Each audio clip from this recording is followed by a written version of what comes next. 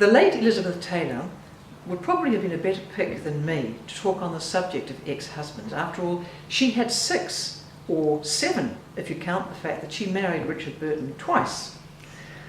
I've only got 2 ex-husbands, that is, but I'd like to dust them off in the interest of examining this strange institution of marriage and how we survive it, or don't survive it.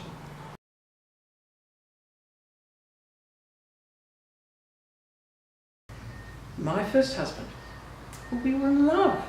I was 21, and being in love justified everything.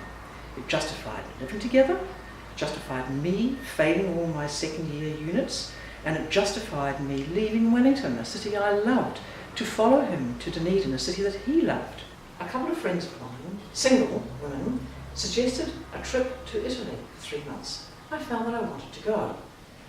Did my husband realise he was dealing a death blow to our marriage by letting me go? And I was seduced by Italy, by foreign culture, foreign language, Italian men, all of it. I returned months early at the request of a lonely husband. The damage was done. I was married to adventure. I didn't want a husband anymore.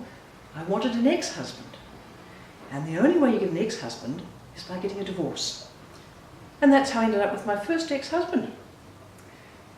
And you'd think I'd have learnt my lesson. Oh no. In Paris, some years later, I ran into a dark man on a dark disco floor on the Champs-Élysées.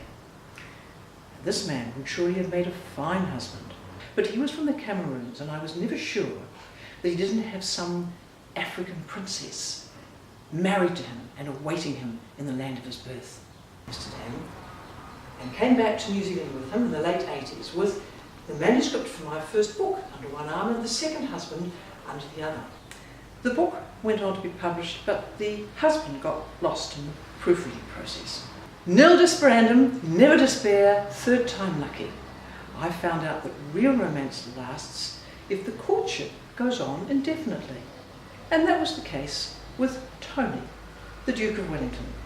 I was disconcerted when he asked me to come and live with him in his big old house. I said, surely this will spoil our beautiful courtship. At which Tony replied, oh no, it won't. You'll have your own room with a telephone and I'll ring you up and ask you out just like before. So, the moral of the story is, if you don't want to be an ex-husband, don't be a husband in the first place.